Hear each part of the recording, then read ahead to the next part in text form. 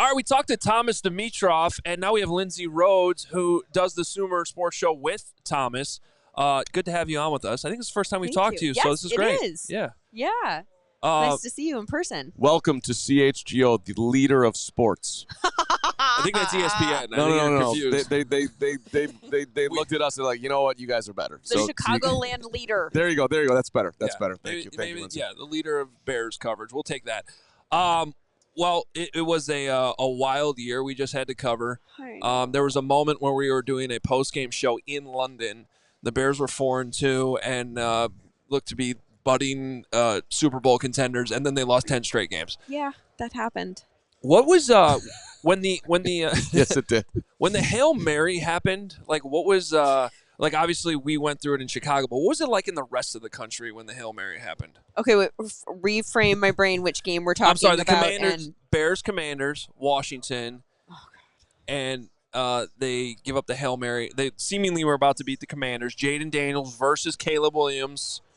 We thought we were squashing that debate for a little bit. Yeah. And Caleb actually put them in position to win twice, and then they give up the Hail Mary with Tyreek Stevenson looking at the crowd. Yeah. That. Yeah, I do. there you go. Okay, now you're jogging. Yeah. All of the synapses are firing again here. I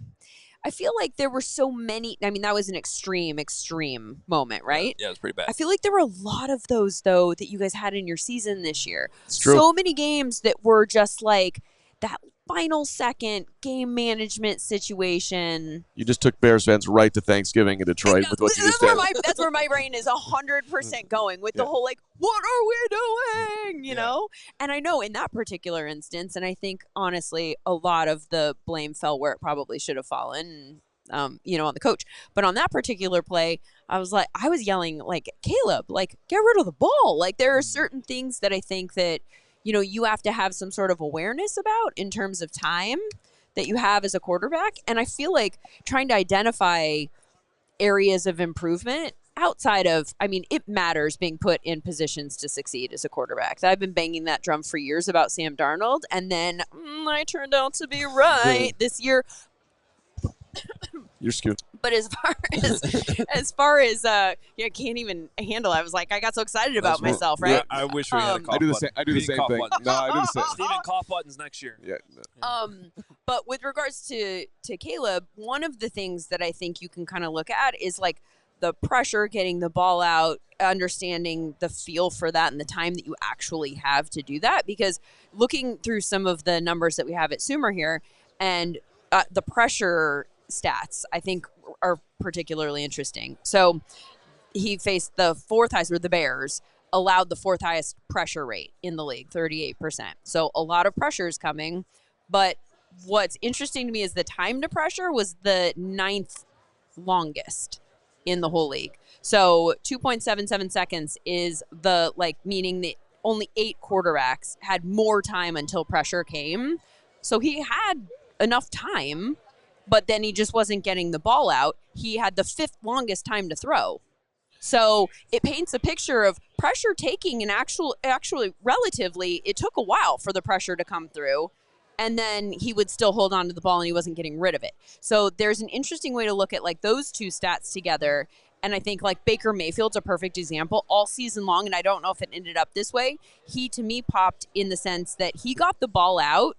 Like the pressure came, he always got the ball out before the pressure. So that tells you a story of somebody who can sense the pressure and also understands when the ball is going to have to come out, has that clock in his head. And I don't think that clock exists for Caleb yet. And also that pressure rate, I wonder how much of that is because of him. Now, obviously the offensive line could play better, but when the pressure's coming and you're still having the ball, if the ball's gone, it's not a pressure.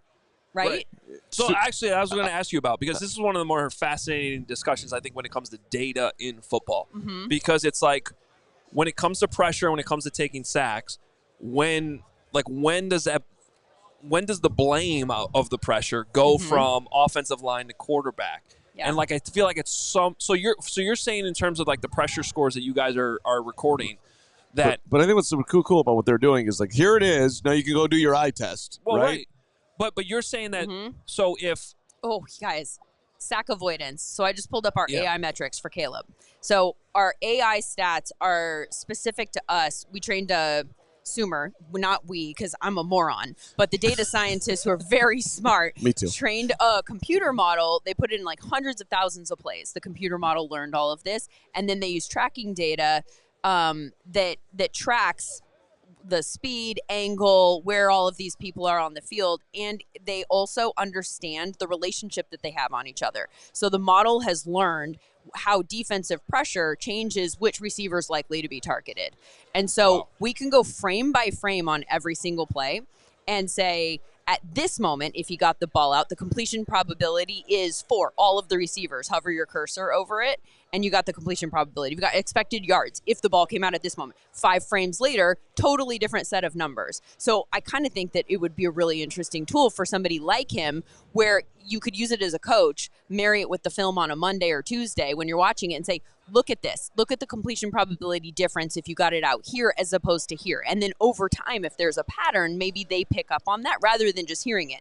But going back to that, so it's all tracking data that's giving us this number. Sack avoidance, 2.2 percentile. He ranked 45th out of 46 players. Yeah. That's not sack rate. That's not whatever. That's his ability to avoid the sack and how much the sack was on him as opposed to. So you're saying he was the offensive line. second worst quarterback in the NFL at avoiding a sack, Which is crazy because including backups, because that's right. 46 Yeah, guys. exactly.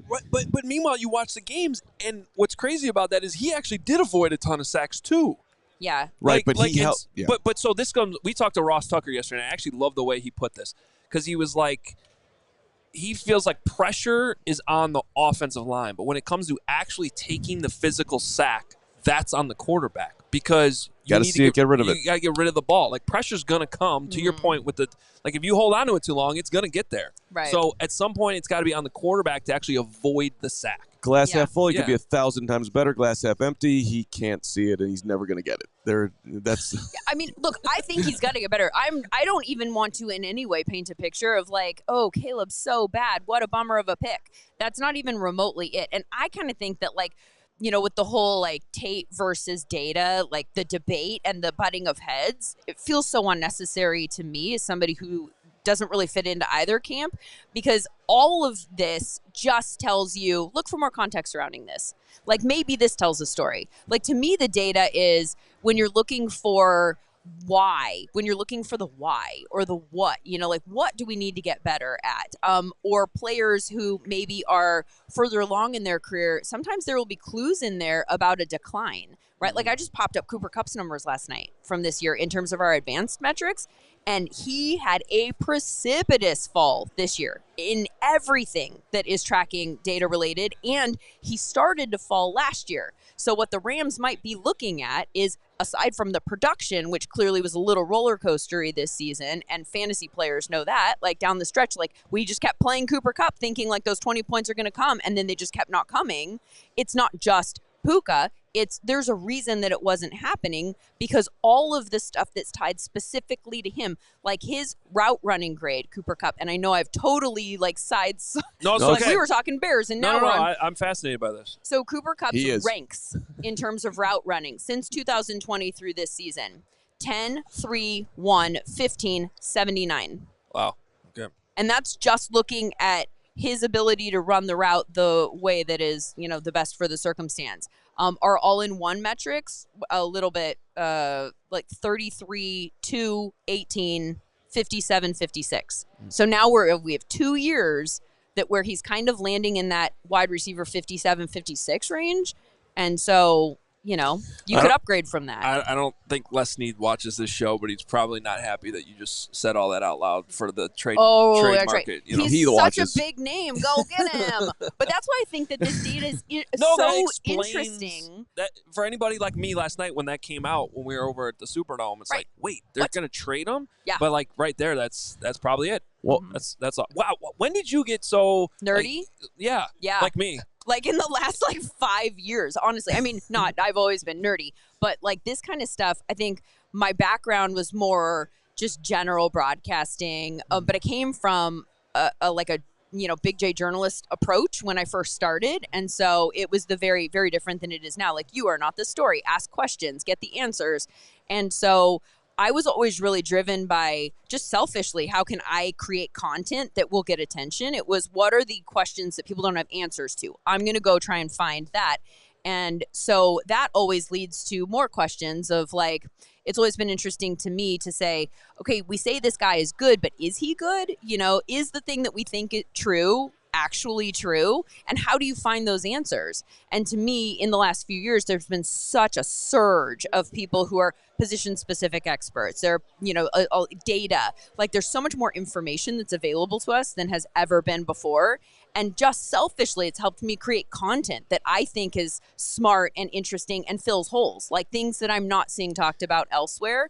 And so that's kind of pushed me toward the data, even though I'm stupid and I don't know how to do any kinds of math problems. Luckily, we have very smart people who are good at math at Sumer. But right, data for dummies. It makes it easy for all of us dummies to digest it. Be like, see, I told you. That's exactly why I said that that Tyson Bagent's going to be the greatest quarterback in the history of the NFL. Just look at the data. It's not there quite yet. Hey, I'm just curious on the last thing here. Yeah.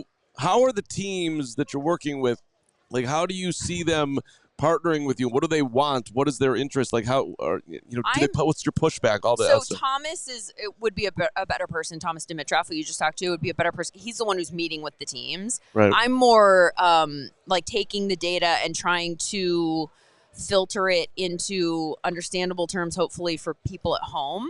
Like, we're going to be merging into consumer content in the last, over the course of the next year. We've got a lot of big things coming. We're going to do a fantasy product coming this summer. So my job, I think, is more to reach people who are like your listeners and say, like, here's where you can get some information that will help you better understand your team, or put together a fantasy lineup and draft that team properly, because you can spot those guys that you think are going to break out with data a little bit better. We have a ton of general managers watching the show right now who are our diehards. And Hi, and all of you. Yeah, at least one of them. Yeah, well, talking about you, Gary. Gary GM, Gary Reporter. Okay. There's a billion others. Don't kid yourself. They're all in there. I talk to them every day. This is awesome, Lindsay. They're really, really cool. Thank you so much for having me, guys. I really appreciate it. Yeah, thanks for stopping by.